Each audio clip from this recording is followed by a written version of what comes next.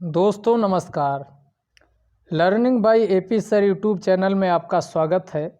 और हम India yearbook 2020 की सीरीज कर रहे थे, तो उन्हीं में से हमने 3 चैप्टर के बारे में डिटेल एनालिसिस की थी और कहा था कि ये आपकी बुक किस प्रकार प्री मेंस और इंटरव्यू तीनों के लिए इम्पॉर्टेंट है। उन्हीं में से हमारा जो अगला चैप्टर है वो आपका एग्रीकल्चर है, कृषि है। लेकिन इस वीडियो को सुनने से पहले आपका एक ही रिक्वेस्ट है कि वीडियो को ये लंबा बन सकता है और आज इसमें डेटा कुछ ज़्यादा है, तो आराम से दिमाग ठंडा करके सुनिएगा।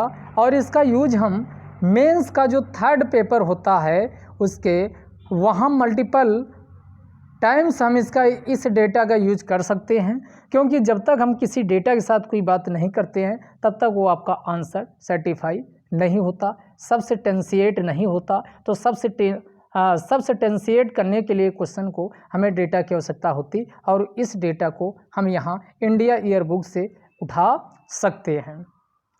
तो इसी के साथ हम लोग शुरू करते हैं। तो इसीलिए आपको इस चैप्टर में ध्यान से सुनना है, क्योंकि एग्रीकल्चर से है तो इसमें आपका क्वेश्चन मेंस का भी बनता है। यस से एग्रीकल्चर से कोई ना कोई आ जाता है, तो वहाँ इस डेटा का हम यूज कर सकते हैं। यहाँ पर कुछ योजनाओं की चर्चा की गई, उसकी भी हम चर्चा करेंगे। हालांकि जो करंट वाला डिस्कशन आपका चल रहा वहाँ पर सारी योजनाएं एक बार हमने डिस्कस कर चुके हैं। तो आइए शुरू करते हैं। तो इसमें पहली ही लाइन लिखी हुई है, देखिएगा, भारत की अर्थव्यवस्था में कृषि की अहम भूमिका है। क्योंकि आप देखते हो भारत को कहा जाता है भारत गांवों में बसता है और भारत की आज भी 2/3 आबादी किस पे आधारित है, प्रत्यक्ष या अप्रत्यक्ष रूप से, डायरेक्ट और इनडायरेक्ट कृषि पर आधारित है। तो इसमें कहा गया, आगे कहा भी गया कि भारत 2011 की जनगणना का सहारा लिया गया। ये डाटा आप यूज कर सकते हो। 2011 की जनगणना के अनुसार देश की कुल आबादी का लगभग कितना, ध्यान दीजिएगा, 54.6%। 54 यहाँ देखिएगा, 54.6% कृषि तथा उससे संबंधित गतिविधियों में लगा हुआ है। और एक चीज़ होती है जीडीपी और दूसरा होता है आपका जीबीए, तो यहाँ अगला जो आपका जीबीए, वर्तमान समय में जीबीए का सहारा लिया जाता, इसी को क्या कहा जाता है, ग्रास वैल्यू एडेड कहा जाता, सकल मूल्य संवर्धन कहा जाता, जो वर्तमान मूल्य पे निकाला जाता है।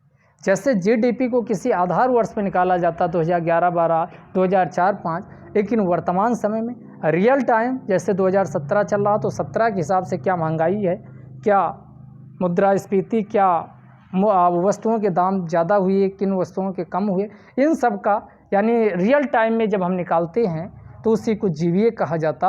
और जीबीए को की फुल फॉर्म होती है ग्रास वैल्यू एडेड। तो जीबीए के आधार पर 2016-17 का डेटा लिया गया और कहा गया कि 2016-17 में जो कृषि की भागीदारी है जीबीए में वो कितनी है, 17.4%।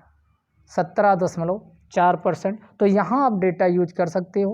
2011 की जनगणना के अनुसार भारत की 54.6% जनसंख्या कृषि तथा उससे संबंधित गतिविधियों में लगी हुई है, जबकि 2016-17 में जीबीए के आधार पर, ध्यान दीजिएगा, 2016-17 में जीबीए के आधार पर भारत की जो जीबीए में हिस्सेदारी कृषि की है वो कितनी है, 17.4% है। कितनी है, 17.4% है। आगे देखिएगा, इस क्षेत्र को प्राथमिकता देते हुए भारत सरकार ने, यानी चूंकि कृषि है तो सब कुछ है, तो इसी को यानी सतत विकास, एक आपका कॉन्सेप्ट होता सतत विकास, सस्टेनेबल डेवलपमेंट। तो सतत विकास क्या होता है, वर्तमान आवश्यकता को पूरा करते हुए संसाधनों का इष्टतम दोहन किया जाए ताकि भविष्य के लिए भी संसाधन बचे रहें, संरक्षित रहें और आगे आने वाली जो जनरेशन है उसके लिए पर्याप्त मात्रा में संसाधन बचे रहें। तो उसी को सतत विकास कहा जाता है। और सतत विकास की अवधारणा 1987 में ब्रंटलैंड कमीशन का गठन किया जाता है। कौन सा? तो ध्यान दीजिएगा, ब्रंटलैंड कमीशन का गठन किया जाता है और उसके द्वारा आवर कॉमन फ्यूचर एक रिपोर्ट निकाली जाती है। आवर कॉमन फ्यूचर नामक रिपोर्ट निकाली जाती और इस रिपोर्ट में पहली बार सतत विकास को परिभाषित किया जाता है। सतत विकास को धारणीय विकास के नाम से भी जाना जाता है। तो यहाँ से एक कॉन्सेप्ट और आपका क्लियर हो गया, सतत विकास। और सतत विकास के लिए आपने देखा संयुक्त राष्ट्र संघ के द्वारा 2015 में, कब? 2015 में, अगले 15 सालों के लिए 2030 तक कितने? 17 लक्ष्यों को प्राप्त करने का यानी उद्देश्य निर्धारित किया गया है। 17 लक्ष्य, उनमें से एग्रीकल्चर कृषि भी एक आपका है। तो लक्ष्य नंबर 1, 2, 3, 4 इसी प्रकार 17 और 17 के अंतर्गत 169 क्या है? उप लक्ष्य को रखा गया है। तो इससे भी क्वेश्चन आपका पूछा जा, इस बार पीसीएस में एक क्वेश्चन पूछा गया था। तो सतत विकास कौन, किसमें क्या लक्ष्य है, किसी दिन एक वीडियो हम इसमें भी बना के डालेंगे जो प्री और मेंस दोनों के लिए इम्पॉर्टेंट है। अब आपका सतत विकास का मतलब समझ में आया होगा। भारत सरकार ने इसके सतत विकास से कई कदम उठाए हैं। उन्हीं में से पहला है कि मृदा स्वास्थ्य कार्ड, इसी को सॉयल हेल्थ कार्ड के नाम से जाना जाता। जब हम आपको इसको डिस्कस कर रहे थे करंट वाले वीडियो में, तो सॉयल हेल्थ कार्ड को काफ़ी डिटेल में डिस्कस किए। तो अभी जान लेते सॉयल हेल्थ कार्ड को 19 फरवरी, ध्यान दीजिएगा 19 फरवरी और आपका 2015 में इसे राजस्थान के सूरतगढ़ नामक स्थान से प्रधानमंत्री नरेंद्र मोदी जी के द्वारा लॉन्च किया जाता है। और इसका उद्देश्य क्या? मृदा की उर्वरता को बनाए रखना, मृदा की उर्वरता में सुधार लाने के लिए इसका यानी ये सॉयल हेल्थ कार्ड भारत के किसानों को उपलब्ध कराने का लक्ष्य रखा जाता है। और इसके अंतर्गत लगभग 14 करोड़ किसानों को सॉयल हेल्थ कार्ड उपलब्ध कराने का लक्ष्य निर्धारित किया जाता है। वहाँ हमने कहा था इसे 2 फेजों में शुरू किया गया, फेज 1 और आपका फेज 2। वहाँ काफ़ी डिटेल में है, तो वहाँ जा कर के आप देख लीजिए। तो आपकी करंट की वीडियो इसलिए कहते हैं, आप ध्यान से सुनिए।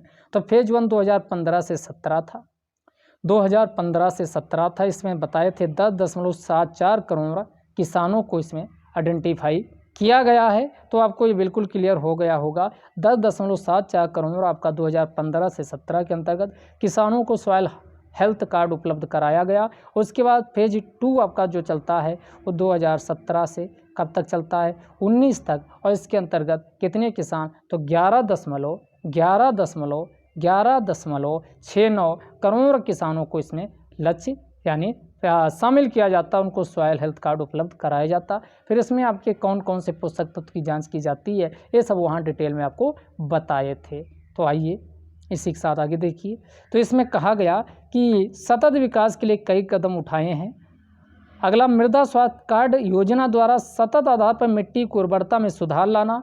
और इसी के साथ 2015 में ही एक और योजना शुरू की जाती है, इसी को प्रधानमंत्री ग्राम सिंचाई योजना के नाम से जाना जाता है। तो इसमें चूँकि प्रधानमंत्री ग्राम सिंचाई योजना, तो इसमें सिंचाई के दौरान जल का अत्यधिक दोहन किया जाता था। तो जल का यानी कम से कम दक्ष सिंचाई की जाए, जितनी जल की आवश्यकता है उतना ही जल का उपयोग किया जाए। तो इसीलिए आपकी प्रधानमंत्री ग्राम सिंचाई योजना 2015 में शुरू की गई है कि जल का दुरुपयोग ना हो और जहाँ जल की पहुँच नहीं है सिंचाई के लिए, वहाँ जल की उपलब्धता सुनिश्चित की जाए।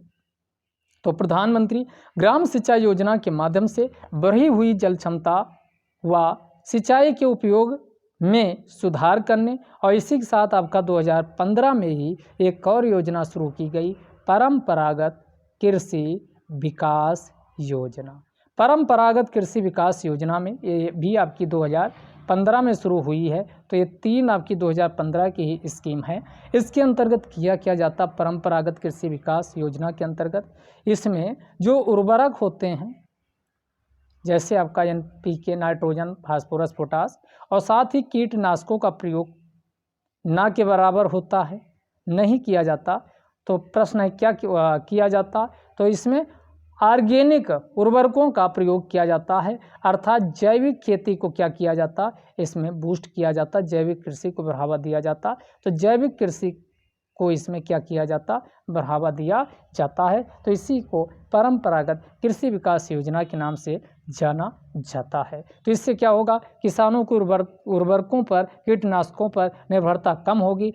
उससे क्या होगा, एक तो मृदा की उत्पादकता बनी रहेगी और दूसरी उन्हें उचित यानी उनकी आय भी ज़्यादा की जा सकेगी। इसके अलावा आपको बताए थे 2015 में ही क्या किया जाता है, एक आपकी इंटीग्रेटेड राष्ट्रीय कृषि बाजार योजना, इसी को नेशनल नयम कहा जाता है। ई नयम आपने सुना होगा, करंट में आपको इसको डिस्कस कर चुके हैं। आईएएस में इससे क्वेश्चन पूछा जा चुका। नेशनल एग्रीकल्चर मार्केट का कॉन्सेप्ट लाया जाता पैन इंडिया, जो भारत में लगभग 585 मंडियाँ इधर उधर फैली थी, उनको इंटीग्रेट करके और भारत के किसान भाइयों को अपनी पसंद के और उचित मूल्य जहां जिस मंडी में उन्हें मिल रहा वहां वो अपना उत्पाद बेच सकते हैं। इसके लिए 2015 में ही ई नयम यानी इलेक्ट्रॉनिक नेशनल एग्रीकल्चर मार्केट का कॉन्सेप्ट भी लाया जाता है। तो ये आपका किसानों की आय को दोगुना करने की दिशा में या प्रभावी कदम साबित होता है। तो ये आपका अगला है आपका। इसके अलावा चूंकि ओले और कई बार आपका प्राकृतिक आपदा, भूकंप, सुनामी, चक्रवात व कई बार मानव निर्मित जैसे आगजनी व कीटनाशकों का प्रकोप हो जाने से या अचानक बारिश हो जाने से, ओला गिरने से उनकी फसल बर्बाद हो जाती थी। तो इसी को सुनिश्चित करने के लिए एक नई योजना 2016 की खरीफ फसल से शुरू होती है। खरीफ 3 प्रकार की आपकी प्रमुख फसलें होती है, रबी की फसल, खरीफ की फसल और आपकी जायद की फसल। तो यहाँ से भी आपका क्वेश्चन पूछा जाता है। तो इसी के साथ खरीफ की फसल, तो रबी की फसल का मतलब हुआ गेहूं के साथ जो फसलों की कटाई होती है, यानी ये ठंडी के समय इनको बोया जाता है, नवंबर दिसंबर अक्टूबर के आसपास, और फिर इनका मार्च अप्रैल में इनकी कटाई होती है। तो इसी को रबी की फसल कहा जाता। इसमें आपका गेहूं और उसके आसपास कटने वाली हार्वेस्टिंग क्रॉप्स इसमें शामिल होती है, जैसे चना हो गया, मटर हो गया हैं, और उसके बाद सरसों हो गया, उसके बाद आपका गेहूं हो गया। ये सब आपका रबी की फसल है। खरीफ की फसल में जाओगे तो खरीफ की फसल जो ठंडी के समय कटाई होती है, खरीफ की फसल में कपास आपका हो गया। ये कपास बहुत बार आपके एग्जाम में पूछा गया किसकी फसल है। और इसमें धान हो गया, धान के बाद आपका जो इसी प्रकार की अन्य है उसमें हो गया। तो ये आपका खरीफ का मतलब हुआ जिन फसलों की कटाई कब होती, खरीफ के समय, बरसात के समय होती है। और जो रबी व खरीफ के बीच फसलों का उत्पादन किया जाता उन्हीं को क्या कहा जाता, उन्हीं को जायद फसल के नाम से जाना जाता। और जायद में आपका हो गया यानी आपका ककरई हो गया, आपकी खीरा हो गया, सब्जियां हो गई, वो इसी जायद की फसल के अंतर्गत आती हैं, जायद की फसल के अंतर्गत आती हैं।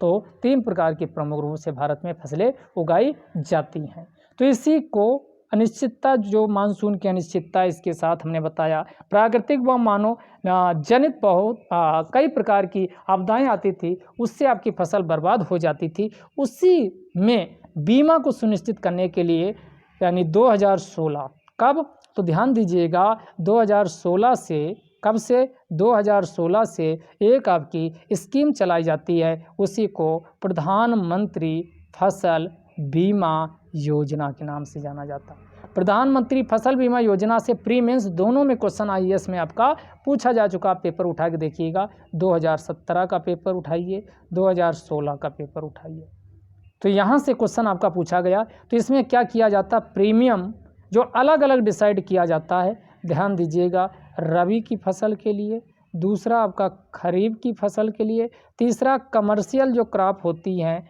व्यवसाय क्या वाणिज्यिक फसलों होती है उनके लिए। तो इसमें अलग अलग प्रीमियम रखा जाता है। तो आप समझिए, इसमें कॉमन सेंस लगाइए। खरीफ बरसात में ज़्यादा नुकसान होने के चांसेस होते हैं कि रबी के समय, तो आप कहोगे कि आपका बरसात में। तो रबी में प्रीमियम 1.5 रखा गया %, और इसका क्या रखा गया खरीफ में, तो खरीफ में 2% रखा गया। और कमर्शियल क्रॉपों के लिए, जो कमर्शियल है, रबर है, कॉफ़ी है, कहुआ है, इन सब के लिए 5% आपकी प्रीमियम रखा गया है। 5% आपका क्या है, प्रीमियम इसमें रखा गया। और यह योजना प्रधानमंत्री फसल बीमा योजना के अंतर्गत आपकी, जो आपकी मान लो फसल कोई है, तो फसल कटने के पहले क्या होता था, फसल कट गई और कटने के बाद आपकी बीमा उसमें शामिल नहीं किया जाता था। तो ये फसल कटने के 15 दिन के अंदर अगर कोई ओला या किसी प्रकार की मवेशी नुकसान पहुंचाते हैं तो उसको भी, या आग लग जाती है तो उसको भी इसमें बीमा के अंतर्गत शामिल किया गया है। तो ये 2016 में प्रधानमंत्री फसल बीमा योजना शुरू किया जाता, बल्कि इसके पहले जो बताए मृदा स्वास्थ्य कार्ड, प्रधानमंत्री कृषि सिंचाई योजना, उसके बाद परंपरागत कृषि विकास योजना, इन सबको 2015 में शुरू किया जाता है। और 2016 में कौन, तो प्रधानमंत्री फसल बीमा योजना को शुरू किया जाता है, वो भी खरीफ की फसल से, खरीफ की फसल से। तो आपका ये बिल्कुल अब क्लियर हो गया होगा। आगे आइए, कृषि सहकारिता और किसान कल्याण विभाग। तो ये जो आपको इसके पहले दूसरे वाले चैप्टर में जो लंबा सा वीडियो बना था, कृषि एवं किसान कल्याण जो मंत्रालय है, कृषि एवं किसान कल्याण मंत्रालय, हमने कहा था कि इसके 3 विभाग हैं। तो ये कहा था कृषि सहकारिता एवं, बीच में सहकारिता लगा दीजिए तो कृषि हो गया, सहकारिता एवं किसान कल्याण विभाग, एक विभाग ये हो गया। दूसरा हमने कहा था पशुपालन, डेयरी एवं मत्स्य पालन विभाग, तो ये दूसरा विभाग हो गया पशुपालन, डेयरी एवं मत्स्य पालन विभाग। तीसरा एक आपका और है, कृषि में अनुसंधान और रिसर्च होता रहे, तो कृषि अनुसंधान एवं शिक्षा विभाग। तो 3 विभाग इसके अंतर्गत हैं, ध्यान दीजिएगा। तो पहला विभाग कौन हो गया, तो हमने कहा पहला विभाग कौन सा है, कृषि सहकारिता एवं किसान कल्याण विभाग। दूसरा पशुपालन, डेयरी एवं मत्स्य पालन विभाग। तीसरा कृषि अनुसंधान एवं शिक्षा विभाग। ये 3 इसमें हैं। अब आइए जान लेते हैं कि क्या यहाँ ट्रेंड रहा है, यानी खाद्यान्न उत्पादन का भारत में, तो उसको हम लोग समझ लेते हैं। तो 2017 का डेटा यहाँ पर दिया गया, तो आप जब भी मेरे से आंसर लिखिए तो इसी का यूज कीजिए। 2017 में मानसून की समान वर्षा रही है, यानी ना तो बहुत अच्छा मानसून था और ना ही बहुत बुरा या ख़राब था। तो 2017 में मानसून की समान वर्षा और सरकार की विभिन्न जो पॉलिसी रही हैं उसकी वजह से जो 2017-18 में, ध्यान दीजिएगा, 2017-18 में खाद्यान्न का उत्पादन हुआ, गेहूं, चावल, ये सब आपका अनाजों का, तो खाद्यान्न का उत्पादन रिकॉर्ड स्तर पे हुआ है। और ये आपका 2017-18 में जो उत्पादन रहा, यहाँ से आपका प्री भी क्वेश्चन पूछ सकता और मेंस में भी पूछा जा सकता। तो 2017-18 में, और इसका मेंस में भी आपका ये डाटा यूज कर सकते हो, तो कितना रहा है कुल खाद्यान्न, 284.4 को एक कम कर दीजिए 3, क्या मिलियन टन रहा है। ये डेटा कब का है, 2017-18 का। तो 2017-18 में कुल खाद्यान्न उत्पादन रिकॉर्ड स्तर पे रहा और 284.83, आगे 8 फिर लगा लेना, यानी 84 को एक कम करना हमने बताया था, 83 कर देना। तो 284.83 मिलियन टन रहा है, जो कि 2016-17 से अधिक है, ये 17-18 का है। अगर 2016-17 से आप कंपेयर करोगे तो 2016-17 से अधिक रहा है। तो ये 2016-17 से अधिक उत्पादन रहा है। तो ये कितना आपका, आप देखोगे 2016-17 या 2012-13, 5 वर्षों में हम पिछला देखें, 5 वर्षों का ट्रेंड देखें, तो 5 वर्षों का मतलब हुआ 2012 और 13 से हम लें और ये 2017-18 तक पहुँचे। तो 2017-18 में जो हमने कहा 284.83 मिलियन टन खाद्यान्न का उत्पादन रहा है, खाद्यान्न का उत्पादन रहा। अगर 2012-13 से 2013-14, 2014-15, 2015-16, 2016-17 का एवरेज 5 सालों का निकालें तो एवरेज से हमारा जो आता है, और 2017-18 में जो ये उत्पादन रहा है उससे कितना आपका 24.66 मिलियन टन क्या रहा है, ये आपका उत्पादन अधिक रहा है। 24.66 मिलियन टन उत्पादन खाद्यान्न का अधिक रहा। कब, 2017-18। तो आपका क्वेश्चन कैसे एग्जाम में बनाएगा, क्वेश्चन बना देगा, भारत में खाद्यान्न के संबंध में निम्नलिखित कथनों पर विचार कीजिए। पहला स्टेटमेंट बना देगा, पिछले 5 वर्षों में उत्पादन, खाद्यान्न का उत्पादन भारत में क्रमिक रूप से इंक्रीज हुआ है, यानी वृद्धि हुई है। दूसरा, 2017-18 में पिछले 5 वर्षों का रिकॉर्ड उत्पादन खाद्यान्न का रहा है। अब केवल एक सही है, केवल 2 सही, वहाँ आपका डेटा नहीं पूछेगा लेकिन ट्रेंड पूछ लेगा। तो ये डेटा जब तक पता नहीं होगा तब तक आप ट्रेंड का भी यूटिलाइजेशन वहाँ उस क्वेश्चन पे एनालाइज नहीं कर पाओगे। तो दोनों स्टेटमेंट हमने जो बताया ये सही हैं। इस टाइप के क्वेश्चन आपके पूछे गए हैं, पेपर उठा के देखिए तो आपको क्लियर हो जाएगा। तो 2017-18 में उत्पाद यानी खाद्यान्न का उत्पादन कितना रहा, 284.83 मिलियन टन रहा, जबकि पिछले 5 सालों का 2012-13 से निकालो तो ये 24.66 मिलियन टन से अधिक रहा है। अब आगे आइए देख लेते हैं किसानों के लिए राष्ट्रीय नीति भी कब लाई गई। तो किसानों के लिए राष्ट्रीय नीति 2007 में आपकी लाई गई थी। तो एक क्वेश्चन ये पूछ लेगा कि किसानों के लिए राष्ट्रीय नीति कब आई, 2007 में। 2007 में आई है। इसका कार्यान्वयन केंद्र सरकार के विभिन्न विभागों व मंत्रालयों द्वारा किया जा रहा है। तो इसमें किसानों संबंधी नीतियां हैं उसको किस प्रकार आपकी राहत प्रदान किया जाए। अब आइए यहाँ आपका जो ऊपर योजना आपका शुरू किए थे उसी को दिया गया प्रधानमंत्री कृषि सिंचाई योजना। तो हम बताई थी इसे कब लॉन्च किया गया, 2015 में इसको शुरू किया गया। इसके मुख्य उद्देश्य क्या हैं, ये आपका प्री व मेंस दोनों में क्वेश्चन बन सकता। तो यहाँ इसके मुख्य उद्देश्यों को समझिएगा। यहाँ पर आइए देखो क्या लिखा है कि प्रमुख उद्देश्य क्या है। तो ये पॉइंट आप मेंस लिख रहे हो तो वहाँ 1-2 पॉइंट आपके आ पाते, लेकिन जब ये पहले से पता हो तो इसके उद्देश्य क्या है, टू द पॉइंट आंसर आप लिख सकते हो। तो जमीनी स्तर पर सिंचाई में निवेशों को समन्वित करना। ध्यान दीजिएगा, जो इन्वेस्टमेंट होता है यानी ये नहीं कि पैसा वहाँ केंद्र भेज दिया और वहाँ तक आपके सोलर पंप या अन्य सुविधाएं उपलब्ध कराना, इन्वेस्टमेंट करना है। तो पहला जमीनी स्तर पर किसके लिए पैसा दिया जाए, तो ये सिंचाई में निवेशों को समन्वित करना यानी कोऑर्डिनेट करना। जब तक वहाँ तक पैसा नहीं पहुँचेगा किसान भाइयों तक, तब तक उस सिंचाई के संसाधन उन तक वो नहीं उपलब्ध होंगे, तब तक उनके लिए यानी किल्लत ही होती रहेगी, उनकी समस्या का समाधान नहीं होगा। तो समस्या का समाधान के लिए इसका उद्देश्य क्या, प्रधानमंत्री कृषि सिंचाई का बिल्कुल आपके पॉइंट बिल्कुल आपकी जबान पर रटे होने चाहिए कि जमीनी स्तर पर सिंचाई में निवेशों को समन्वित करना। पहला उद्देश्य क्या है, जमीनी स्तर पर सिंचाई में निवेश, कहाँ निवेश, जमीनी स्तर पे। और किस में निवेश करना, सिंचाई में निवेशों को समन्वित करना, कोऑर्डिनेट करना है, इंटीग्रेट करना है। तो पहला इसका उद्देश्य क्या है कि जमीनी स्तर पर सिंचाई में निवेशों को समन्वित करना। अब पहला आपका बिल्कुल याद हो गया होगा कि जमीनी स्तर पर सिंचाई में क्या निवेश करना यानी क्या करना, तो निवेशों को समन्वित करना पहला। दूसरा, सिंचाई सुविधा वाले कृषि योग्य क्षेत्र का विस्तार करना।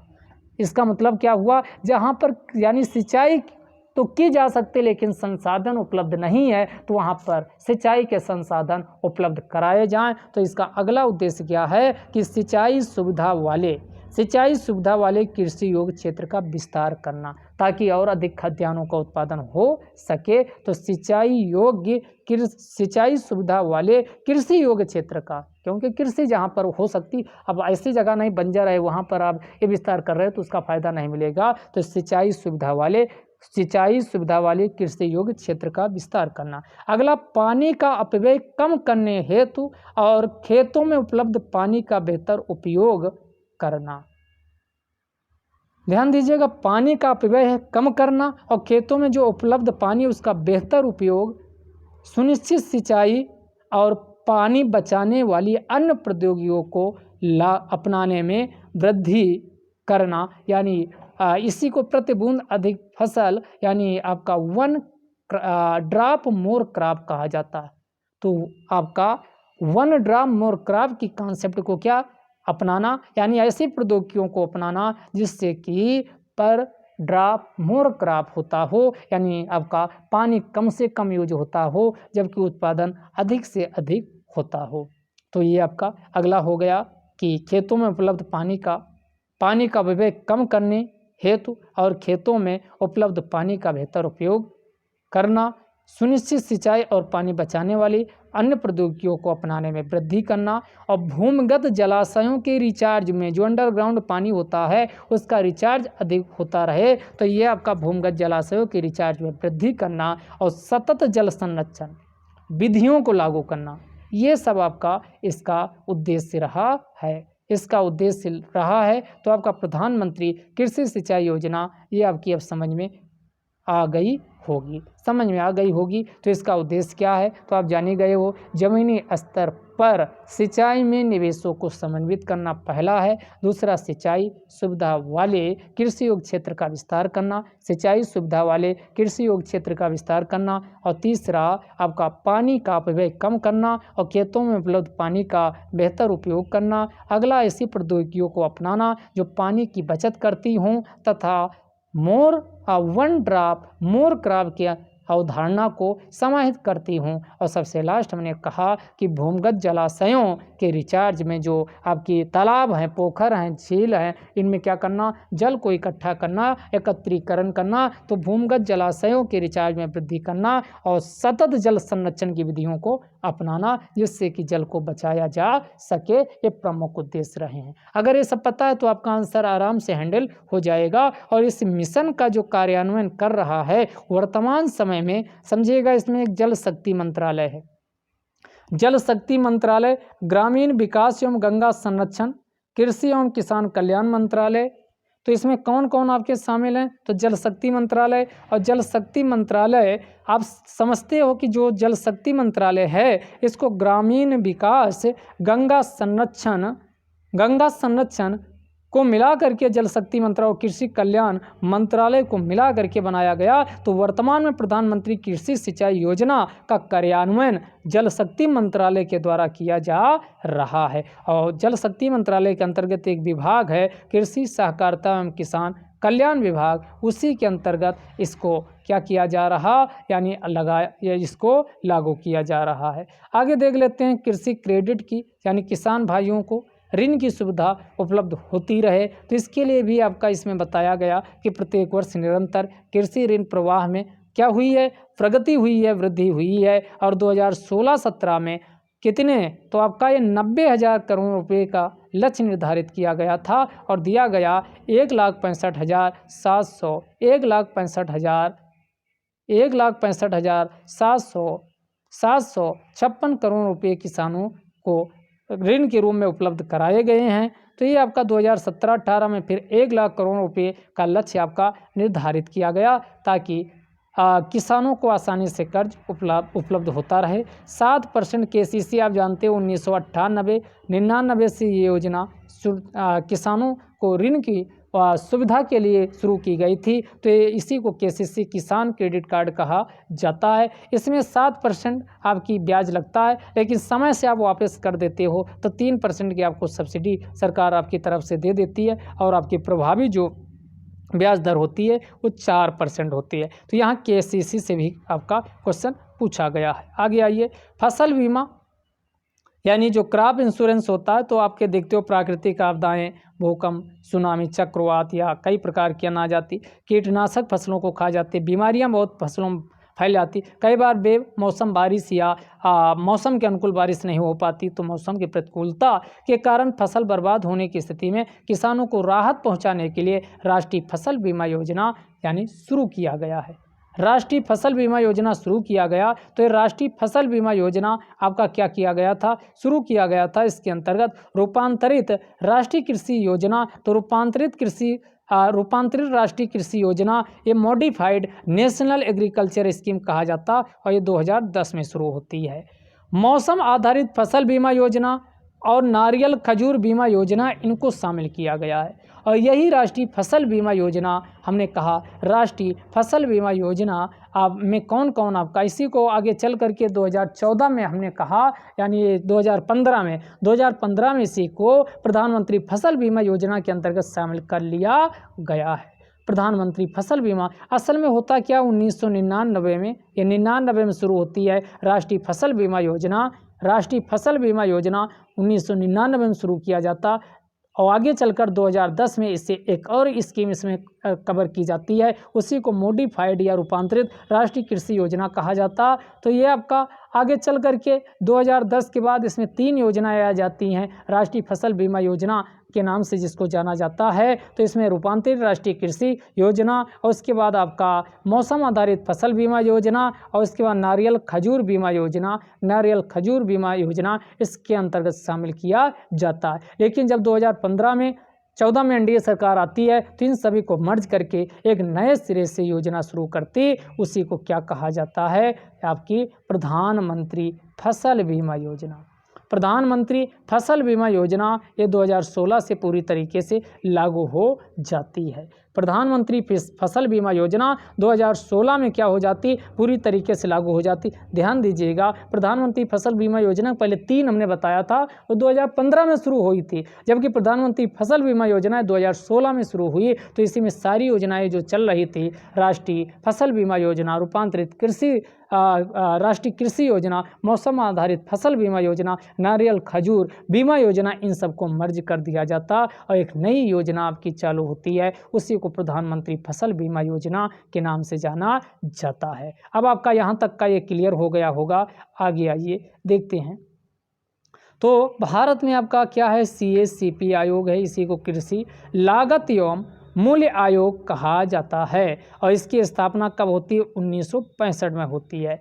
तो ध्यान दीजिएगा, समन्वित व संतुलित मूल्य ढांचा तैयार करने के उद्देश्य से कृषि लागत एवं मूल्य आयोग का गठन किया जाता है, और इसका उद्देश्य होता है जो 23 फसलें हैं, इन 23 फसलों का MSP न्यूनतम समर्थन मूल्य जो होता है, जो फसल के यानी बोए जाने के पहले ही रबी खरीफ उनका मूल्य घोषित कर दिया जाता। न्यूनतम समर्थन मूल्य का मतलब हुआ कि अगर उसका दाम गिर भी गया तो इतने रेट पर सरकार आपका किसान भाइयों का जो उपज होगी उसको खरीदने के लिए क्या तत्पर है, तो उसी को न्यूनतम समर्थन मूल्य कहा जाता है। तो ये कौन इसका समन्वित और संतुलित मूल्य ढांचा तैयार करने के उद्देश्य से कृषि लागत एवं मूल्य आयोग यानी इसी को CACP कहा जाता है। इसकी स्थापना 1965 में होती है, और इसके द्वारा 23 फसलों की MSP के संबंध में परामर्श दिया जाता है। अब हम समझ लेते हैं कि ये 23 फसलें कौन कौन सी हैं, तो यहाँ से भी क्वेश्चन आपके बन सकता है। तो इनमें से 23 फसलों की अगर हम बात करें तो 23 फसलों में सबसे पहले हम खाद्यान्न जो आपका फसलें हैं उनकी बात कर लेते हैं। तो खाद्यान्न में है 7। कितनी फसलें हैं खाद्यान्न में? 7। उसके बाद दलहन यानी आपका दलहन की बात करें तो दलहन मतलब दाल वाली, तो दलहन में है 5। उसके बाद तिलहन वाली बात करें तो तिलहन में दलहन के बाद तिलहन में है आपका 7। तो 7 7 14, 14 5 19, 19 के बाद आपकी कितनी बचती हैं? तो 19 ये हो गई और प्लस का और ऐड कर दो 4, तो आपकी कितनी हो जाएंगी? 23 हो जाएंगी। तो पहले खाद्यान्न का मतलब आप बिल्कुल आपको नॉर्मल 7 फसलें याद हो जाएंगी। पहला गेहूँ इसमें आएगा खाद्यान्न में, तो गेहूँ हो गया। दूसरा धान हो गया। तीसरा आपका जानते हो धान गेहूँ के साथ जौ भी होता, तो गेहूँ जौ एक साथ कीजिए, तो गेहूँ जौ धान 3 ये हो गए। उसके बाद मक्का ज्वार बाजरा मोटे अनाज वाले, तो मक्का ज्वार बाजरा 3 ये हो गए। तो 3 3 6 गेहूँ जौ और धान 3 है, मक्का ज्वार बाजरा 3 3 6 और एक है रागी। है साउथ में आपकी बहुत ज़्यादा ये आपकी फसल होती है। रागी सिंधु घाटी सभ्यता में भी इसका प्रूफ मिलता है। तो ये आपका 7 खाद्यान्न हो गए। अब दाल में आते हैं, तो दाल में आपका बहुत आसान चना जरूर इसमें शामिल होगा। तुआर के मतलब अरहर की जो दाल होती तुआर कहा जाता, तो चना तुआर 2 हो गई और 3 बची हैं। तो मूंग है, उड़द है, मसूर है। मूंग उड़द मसूर, तो ये 5 हो गई, 12 हो गई। अब आइए तिलहन में बात करते हैं। तिलहन का मतलब तेल जिससे निकाला जाता, तो तेल में आपका कौन कौन आएगा? तो आपका सोयाबीन आप भूल नहीं सकते हो। सोयाबीन पहले तो मूंगफली से तेल निकाला जाता, मूंगफली सूरजमुखी सोयाबीन 3 तो ये हो गई। मूंगफली सोयाबीन सूरजमुखी 3 ये हो गई। 3 के बाद आपका सरसों है, तो सरसों तो आएगा ही। तो इसमें कौन सरसों? तोरिया सरसों शामिल किया गया। ध्यान दीजिएगा, एक प्रजाति सरसों होती तोरिया सरसों, और तोरिया सरसों के बाद आपका कौन है? तो आपका कुसुम। तोरिया सरसों कुसुम, और कुसुम के बाद आपका आता है कौन, नाइजर सीड एक कहा जाता है। नाइजर सीड हुआ तिल।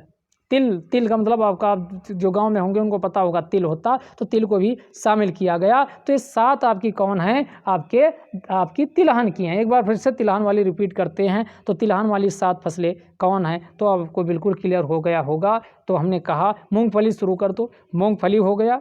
सोयाबीन से तेल निकाला जाता है, सोयाबीन के बाद सोयाबीन हो गया, सूरजमुखी हो गया। उसके बाद सूरजमुखी के बाद आपका कौन आएगा इसमें, तो हमने कहा कि इसमें तिल आ जाएगा। तिल के बाद आपका इसी में और क्या आएगा, तो आपका सरसों आएगा, कुसुम आएगा, और आपका तोरिया सरसों कुसुम, और इसके बाद नाइजर सीड ये आपकी 7 इसमें शामिल होती। उसके बाद आइए सूखा नारियल, जो गरी होती उससे भी तेल निकालते, तो सूखा नारियल को ही कोपरा कहा जाता है। यहाँ देखिएगा कोपरा। तो सूखा नारियल अभी आपका 19 से हुए थे, 20 हो गए, अब 3 बचे हैं। तो 3 अब सोच लो कौन कौन बचे होंगे, तो पटसन बचा है, कपास बचा है, गन्ना बचा है। तो कपास, कच्ची पटसन व गन्ना इत्यादि को शामिल किया गया है, यानी ये आपका अन्य फसलें हैं। तो इनकी क्या होती, यानी ये CSCP अनुशंसा करती है, और फिर जो आर्थिक मामलों की मंत्रिमंडलीय समिति होती है उसके द्वारा MSP की घोषणा की जाती है। अब आपका यहाँ से क्लियर हो गया होगा। तो आगे आइए, आगे देखते हैं। और भारत में कृषि का सतत रूप से क्या हो, यानी विकास व समृद्धि होती रहे, इसके लिए भारतीय कृषि अनुसंधान परिषद का भी गठन किया गया। तो भारतीय कृषि अनुसंधान परिषद, कृषि अनुसंधान एवं शिक्षा विभाग, वही जो आपका तीसरा आपका बताए थे 3 विभाग हैं। तो भारतीय कृषि, जहां अनुसंधान आया दिमाग में बत्ती आपकी जल जानी चाहिए कि 3 विभाग बताए थे। कृषि सहकारिता एवं किसान कल्याण विभाग पहला, और दूसरा आपका बताए थे पशुपालन डेयरी मत्स्य पालन विभाग, और तीसरा बताए थे कृषि अनुसंधान एवं शिक्षा विभाग। तो यहाँ कृषि अनुसंधान लगा तो शिक्षा विभाग इसमें आ जाएगा। तो भारतीय कृषि अनुसंधान परिषद इसकी स्थापना किसके अंतर्गत की गई है, तो आपका कृषि अनुसंधान एवं शिक्षा विभाग के अंतर्गत ही की जाएगी। और यह ऑटोनॉमस बॉडी या स्वायत्त शासी निकाय है, और इसका रजिस्ट्रेशन किसके, एक आपका सोसाइटी रजिस्ट्रेशन एक्ट है कौन, 1860 का। तो इसका गठन किसके अंतर्गत किया गया, सोसाइटी रजिस्ट्रेशन एक्ट किसके अंतर्गत, 1860 के अंतर्गत इसका किया गया है। और यह कब स्थापित हुई, 16 जुलाई यहाँ देखिएगा 16 जुलाई कब इसको स्थापित किया गया, 16 जुलाई 1929 स्थापित किया गया। जब भारत आज़ाद नहीं हुआ था तब इसे दूसरे नाम से जाना जाता था, imperial council of agriculture research. Imperial भारतीय कृषि अनुसंधान परिषद को imperial council of agriculture research के नाम से जाना जाता था। इसका मुख्यालय नई दिल्ली में है। बागवानी, मत्स्य पालन, पशु विज्ञान सहित कृषि क्षेत्र में अनुसंधान, शिक्षा के समन्वित मार्गदर्शन, प्रबंधन, इन सब के लिए ये आपकी क्या है, जिम्मेदार है, और कृषि आपकी सर्वोच्च निकाय है। इसके कितने हैं, तो ध्यान दीजिएगा 101 क्या है, ICAR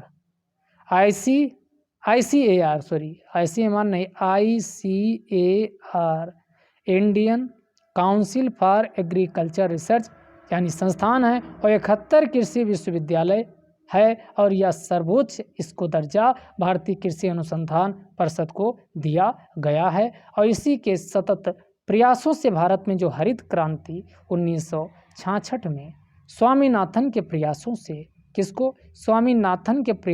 स्वामीनाथन आप जानते हो, इन्हीं को भारत में हरित क्रांति का जनक कहा जाता है। और वैश्विक स्तर पर नॉर्मन बोरलॉग, जिसको शांति के क्षेत्र में क्या दिया गया था, आपका नोबेल प्राइज भी दिया गया था, किसको, नॉर्मन बोरलॉग को। तो नॉर्मन बोरलॉग से क्वेश्चन आपका मेक्सिको के आपके थे तो रहने वाले, इनको शांति के क्षेत्र में क्या किया गया, क्योंकि कृषि क्षेत्र में जो हाइब्रिड आपकी फसलों का वैरायटी का उत्पादन इन्होंने किया था, 2016 का पेपर उठा के देखिएगा, क्वेश्चन आपका पूछा गया था। तो इसके लिए आपकी ये जिम्मेदार है। अब यहाँ एक इस डेटा का हम जब से भारत आज़ाद हुआ तब से कंपेयर की गई, यानी आज़ाद के बाद 1951 से कंपेयर किया गया कि क्षेत्र में कितने गुना क्या आपका प्रभाव आया है तब से और अब तक। तो इसकी आपकी यहाँ पर क्या की गई है, यानी कि ध्यान से समझिएगा, क्वेश्चन ऐसे भी पूछे। इस डेटा का जो आप बताने जा रहे हैं, डेटा आखिरकार आप कहोगे हम कहाँ यूज कर पाएंगे, तो कंपेयर करके जब आंसर आप लिखते हो, भारत कृषि क्षेत्र में स्वतंत्रता के बाद न केवल आपका आत्मनिर्भर हुआ बल्कि आपका क्या कई गुना अभूतपूर्व खाद्यान्नों या अन्य मामलों में क्या यानी वृद्धि किया है, तो इस कथन की समीक्षा कीजिए। तो वहाँ आपका ये डाटा यूज कर सकते हो 1951 से लेकर के ये डेटा 2017 के बीच से कंपेयर करके एनालिसिस की गई। लिखा है 1951 से लेकर 2017 के दौरान खाद्यान्न उत्पादन में कितने गुना की वृद्धि हुई है, तो खाद्यान्न उत्पादन में 5.4 गुना, 5.4 गुना की।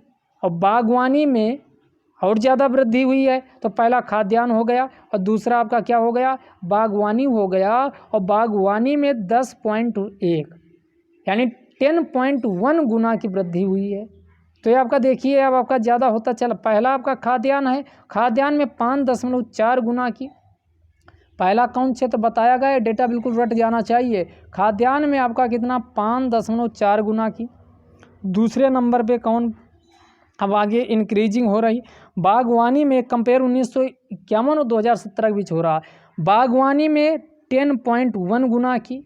अब बागवानी के बाद आपका क्या आया, उसके बाद मत्स्य पालन आया, तो मत्स्य उत्पादन में 15.2 गुना की।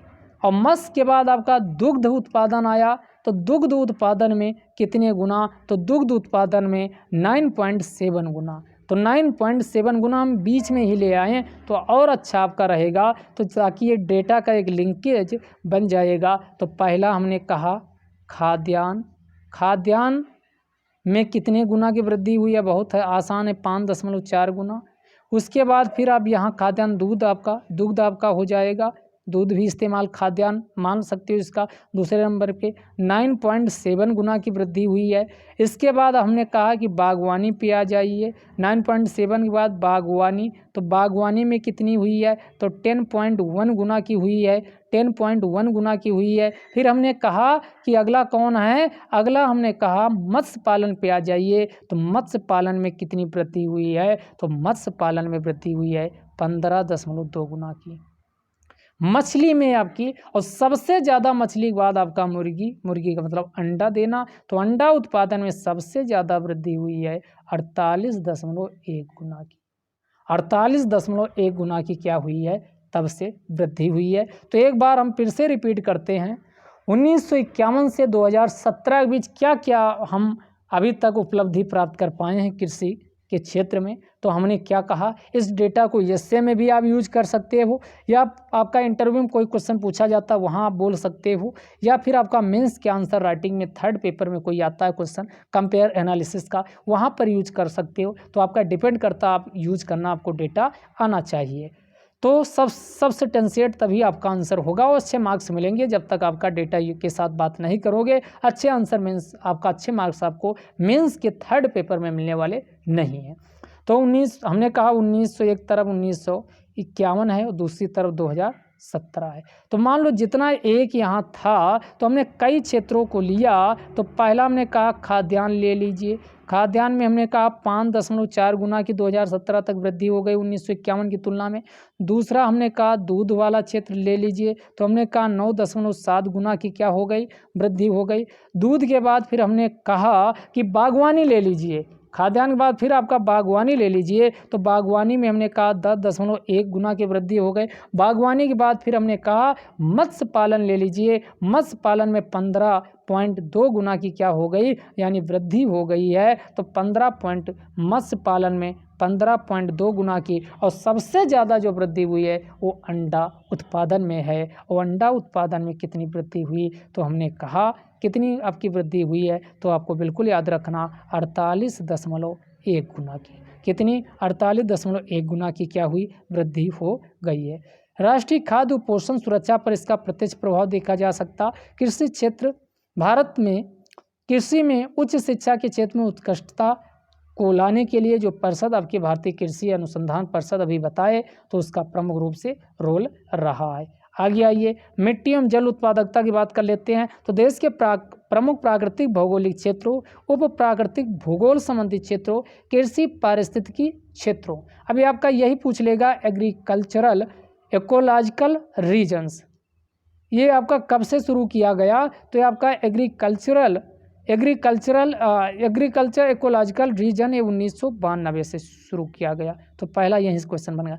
कृषि पारिस्थितिकी क्षेत्रों, एक हो गया कृषि पारिस्थितिकी क्षेत्रों 2015 और उप कृषि पारिस्थितिकी क्षेत्रों तक पहुंच के लिए राष्ट्रीय मिट्टी सर्वेक्षण और भूमि उपयोग नियोजन ने क्या किया? एक पोर्टल लॉन्च किया है। उसी पोर्टल का नाम है भूमि जियो पोर्टल।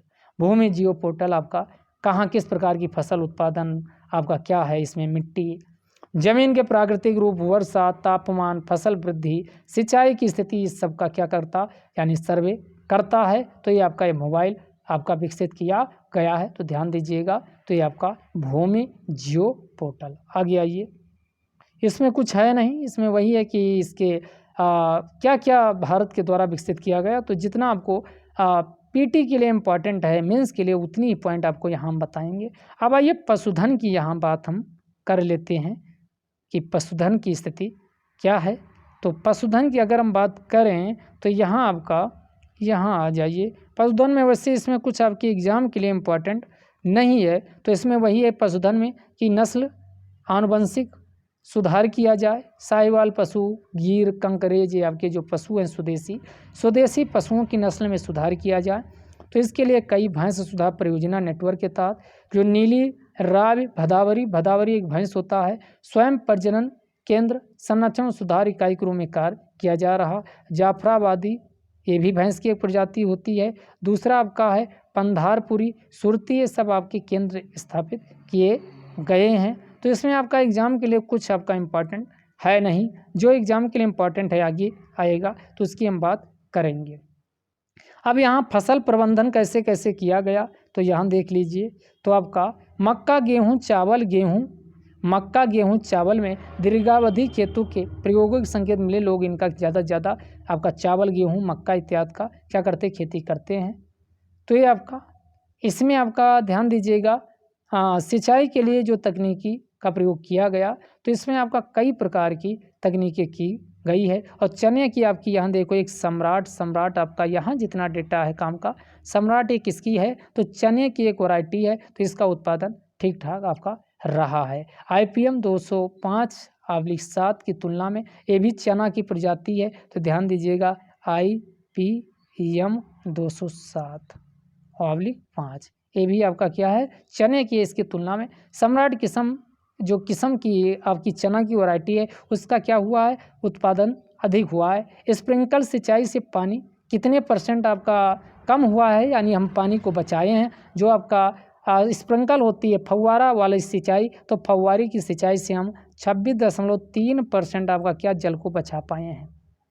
तथा जल उत्पादकता कितनी % आपकी हो पाई है 43.2% हम यानी जल उत्पादकता कर पाए हैं। और जो फ्लड आ जाती थी उसके तुलना में कितना आपका 28.4% आपका बेहतर मैनेजमेंट हो पाया है। तो ये आपका इससे हुआ है, तो इसका भी यूज आप कर सकते हो। तो 26.3% हमारा क्या हुआ है जल बचा है 26.3% स्प्रिंकल जो होती फव्वारा सिंचाई से, और 43.2% आपका क्या हुआ है यानी उत्पादकता जल की उत्पादकता हुई है। और 28.4% आपका क्या हुआ है आपका फ्लड की वजह से आपका अच्छे से मुकाबला कर पाए हैं। आगे आइए, पशुपालन, डेयरी विकास और मत्स्य पालन इनकी यहाँ पर कंपेयर की गई है।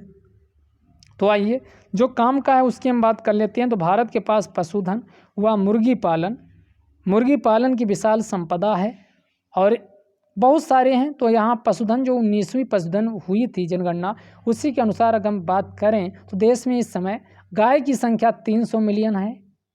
और उसके बाद आपका 65.07 ये आपकी सीप या भेड़ हैं, 135.2 मिलियन बकरियां हैं और लगभग सूकर या सुअर जिसे कहा जाता है ये 10.3 मिलियन आपकी सूकर हैं। तो ये आपकी 19 पशुधन जो गणना हुई थी उसी के अनुसार ये बताया गया सब, यानी गाय 300 मिलियन है, जो भेड़ या बकरी भेड़ें हैं या सीप हैं 65.07 आपकी मिलियन है, 135.2 मिलियन आपकी बकरियां हैं उसके बाद 10.3 मिलियन सूअर यानी सूकर हैं। तो ये आपके जानवर की स्थिति है। तो आपका ये आपका आप ध्यान रखिएगा। तो गाय 300 मिलियन है, दूसरे नंबर पे बकरी 135.2 मिलियन है, 135.2 मिलियन आपकी 135.2 मिलियन बकरियां हैं, 65.03 और 65.07 मिलियन आपकी सीप हैं और 10.3 मिलियन आपकी सूकर हैं।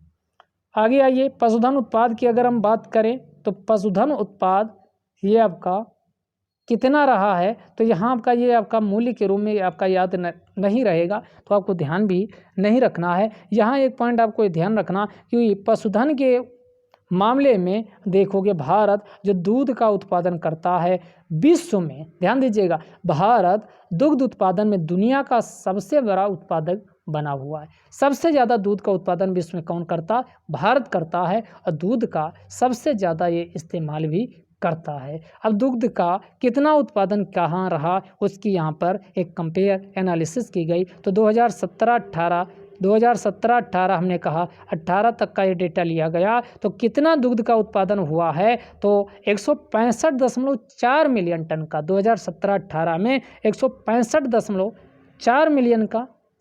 2001 कब था? ये आपका 2016-17 का था। ध्यान एक बार फिर से समझिएगा, 2016-17 और दूसरी तरफ है 2017-18। तो ये 2016-17 में 65.4 मिलियन टन रहा है, जबकि 2017-18 में 176.3 मिलियन 176.3 मिलियन। तो आपको एक डेटा याद रखिए और कुछ देखो एक के नीचे एक है, उसके बाद 6 को एक ज़्यादा कर दिया गया। तो आपका या आपका ऐसे याद कर सकते हो, 165 से आपका 176 हो गया। लगभग एवरेज कितना 11 का अंतर आएगा। 11 आपका ज़्यादा हुआ है तो ये आपका 11 पॉइंट आपका एक, यानी ये आपका 11.1 का क्या हुआ, ये ज़्यादा हुआ है पिछले की तुलना में। तो आपका याद रखिएगा, तो ये आपको ध्यान में रहेगा। तो यही आपकी वृद्धि कितने % हुई? अगर हम वृद्धि की बात करें तो आपका 2017-18, 2016-17 और 2017-18 एक बार फिर से डेटा को एनालाइज करते हैं। 2016-17 में आपका दुग्ध का जो उत्पादन हुआ 165.4 मिलियन टन हुआ है, जबकि 2017-18 तक हम निकालें तो 17-18 में 176.3 मिलियन टन रहा है, जो कि कितनी वृद्धि दर्शाता है? तो ये आपका 6.62% की वृद्धि दर्शाता है। तो दुग्ध उत्पादन से कोई क्वेश्चन आता है तो आप कम से कम एक डेटा ये आपका यूज कर सकते हो। तो एक कई बार आपका जब इसको रिपीट करोगे तो डेटा अपने आप याद हो जाएगा। तो 2016-17 में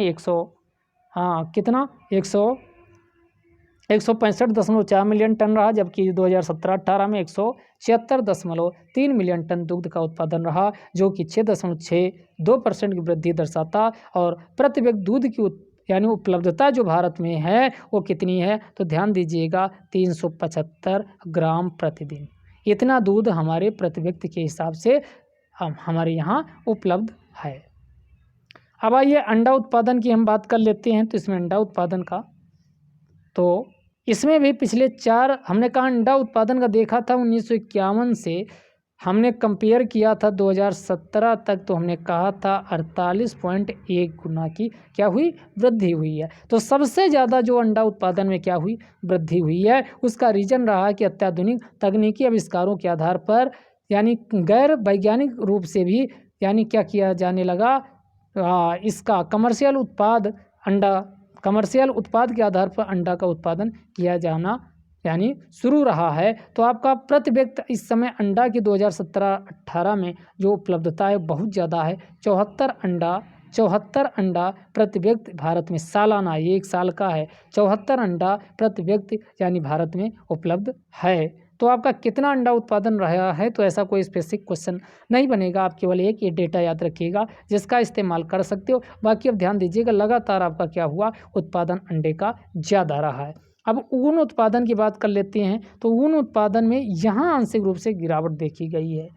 ये आपका क्या हुआ, नकारात्मक वृद्धि दिखाता है। यहाँ ऊन के उत्पादन में गिरावट देखी गई है। तो अगर गिरावट देखी गई तो हम अगर यहाँ पंचवर्षीय योजना के आधार पर कंपेयर किया गया तो इसमें क्या कहा गया, ध्यान से समझिएगा। 10वीं 11वीं और 12वीं 3 आपकी योजनाओं का कंपेयर किया गया, उसका शुरुआती वर्ष उठाया गया। तो पंचवर्षीय योजना जो 5वीं थी वो आपकी 10वीं पंचवर्षीय योजना ये आपकी कब से 2006-07 में कंपेयर किया गया। तो कितना रहा ऊन का उत्पादन 45.1 मिलियन टन, 1 मिलियन किलोग्राम था, 45.1 मिलियन केजी था।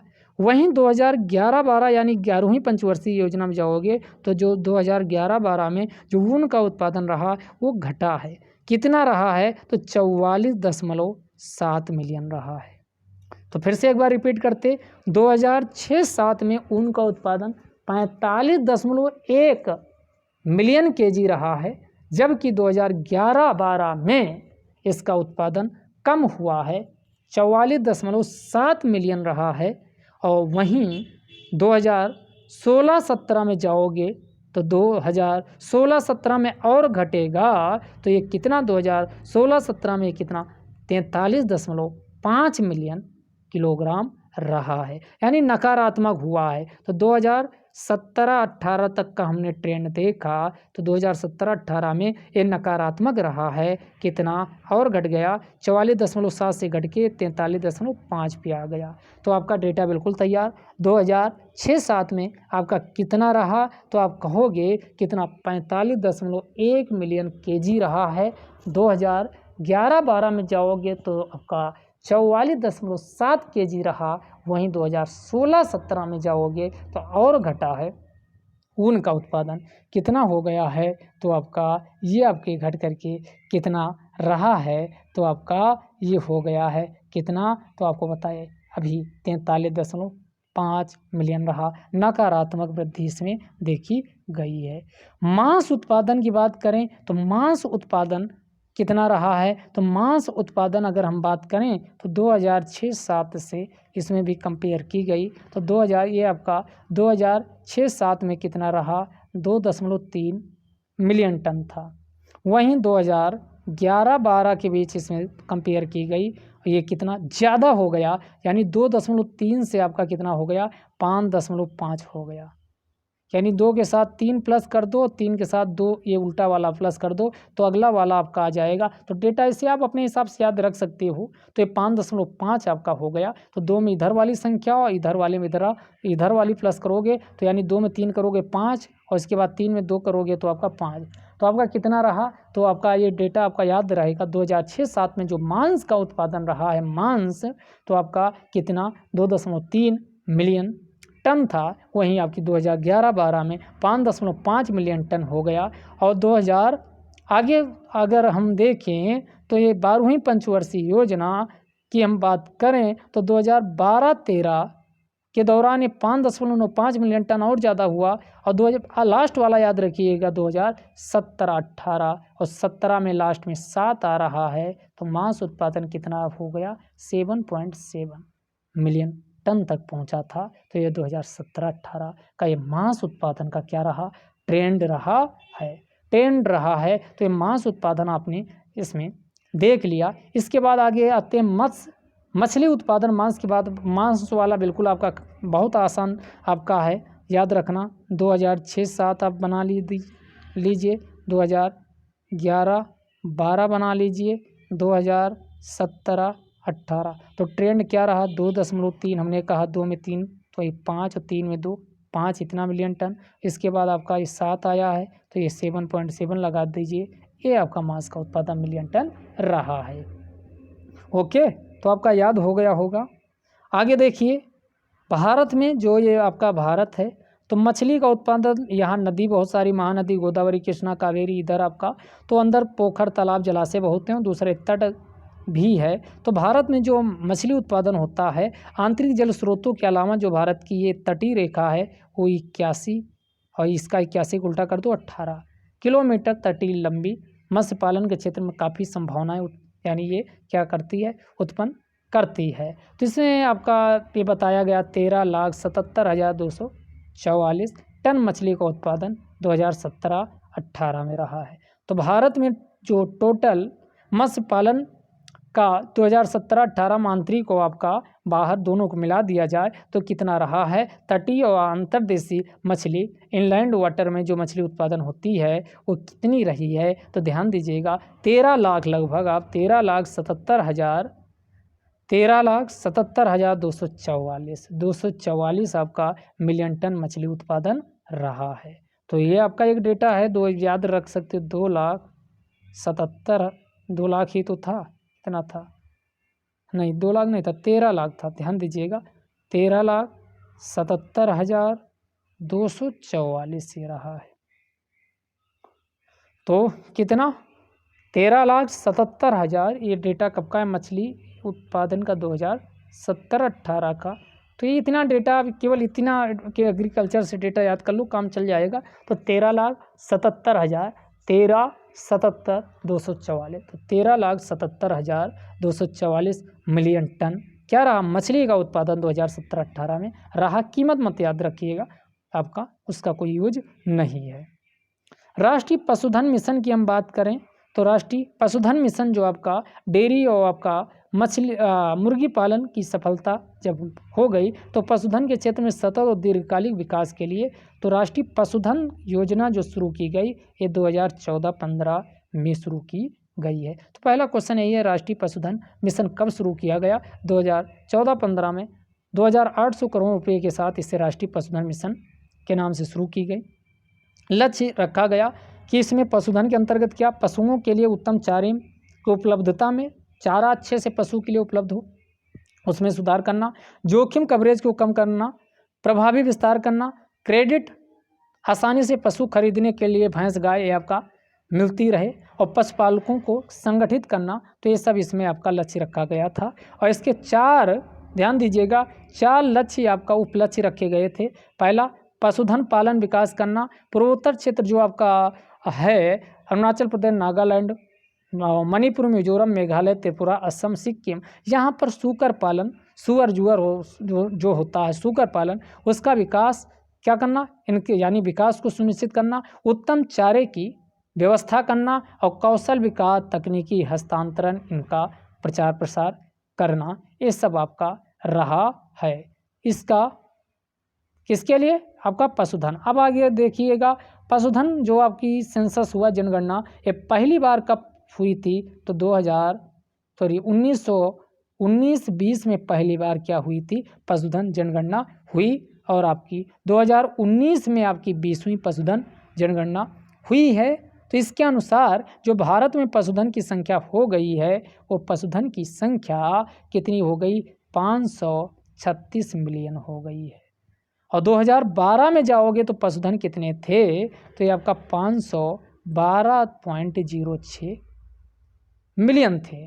तो 512 तो बिल्कुल याद रख सकते हो, बारते हैं 36, 5 ऐसे तो 3 आपका लॉजिक लगा सकते हो। तो 2012 में तो 12 आ भी रहा, तो 2012 में जो भारत में पशुधन थे तो 512 तो 512.06 भारत में 2012 में जो पशुधन थे तो 512.06 मिलियन थे। उनकी संख्या 536 2000 कब हो गई है आपकी 2000 जो 19 में आपकी 20वीं पशुपालन गणना की गई तो उसमें हो गई है, जो कि कितने परसेंट की वृद्धि दिखाती है, 4.6% की क्या दिखाती, वृद्धि दिखाती है। भारतीय मत्स्य पालन की बात करें तो आप जानते हो दुनिया में सबसे ज़्यादा जो मछली पालन होता है वो चीन में होता। चीन के बाद दूसरे नंबर पे किसका स्थान है, दूसरे नंबर पे अपना इंडिया अर्थात भारत है। भारत दूसरे नंबर पे मछली के उत्पादन में चीन के बाद आता है। 2017-18 के दौरान भारत में कुल मछली उत्पादन कितना रहा है, तो 2017-18 में 12.61 मिलियन मीट्रिक टन था। और इनमें से आपका 12.61 में सबसे ज़्यादा आपका यहाँ डेटा, इसको मत याद रखिएगा, अगर याद हो जाए तो अच्छी बात है। तो 12×5 = 60 और +1 है, तो 12.61 आपका कब रहा, 2017-18 में उत्पादन रहा, जिनमें से आपका 8.92 मिलियन मीट्रिक टन आपका जो अंदर का भारत है तो अंतर्देशीय क्षेत्र से किया गया, जबकि 3.69, तो 3 दूनी 6 और 3 त्रिक की 9, ऐसे लिखते चले जाओ। ठीक, तो आपका इतना उत्पादन किससे रहा है, ये आपका समुद्र से था। समुद्र से उत्पादन मछली का कम हुआ है, ये चीज़ ध्यान में रखिएगा। समुद्र से कम हुआ तो मछली अगर उत्पादन मछली का कब करें, 2017-18 में हम अगर मछली उत्पादन की कंपेयर करते हैं तो हमने कहा 12.1265 ये, तो 12.61 मिलियन मेट्रिक टन था। और इनमें से आप देखिएगा 8 के बाद 9 आएगा 1, तो 8.91, जबकि 3.69 ये आपका समुद्र वाला था, ये नदी, झील, तालाब, अंतर्देशीय से उत्पादन रहा है। तो 2017-18 में अगर भारत में मछली उत्पादन की बात की जाए तो मछली उत्पादन का कितना आपका रोल रहा है, तो 12.61 मिलियन मेट्रिक टन था, जिनमें से अंतर्देशीय मछली उत्पादन ज़्यादा रहा है। कितना रहा, 8.91, जबकि 3.69 मिलियन मेट्रिक टन आपका समुद्र मछली का रहा है। आगे आइए। मत्स्य पालन उभरता हुआ क्षेत्र है जिसमें बहुत संभावनाएं हैं। तो इसमें आपका लगभग 14 मिलियन टन, 14 मिलियन टन लोग इससे व्यापार में लगे हुए हैं। तो ये काफ़ी रोजगार का अच्छा स्रोत है। इसके अलावा मेरीकल्चर, आप सागरी कृषि देखते हो, इसमें आपके खाने योग्य सीप हैं, मोती सीप हैं, समुद्री शैवाल हैं, इन सब की खेती की जाती रही है। तो ये आपका मछली का था। और इसी के साथ आपका ये चैप्टर समाप्त हुआ। इसमें डेटा एनालाइज को हमने आसान भाषा में आपको समझाने की कोशिश की, और डेटा मोस्ट इम्पॉर्टेंट है, 1-2 क्वेश्चन आपके एग्जाम में आ ही जाते हैं। तो इसी के साथ ये चैप्टर समाप्त होता है। अगले चैप्टर में फिर मिलेंगे, संस्कृति एवं पर्यटन अगला चैप्टर है। तब तक के लिए आपको नमस्कार।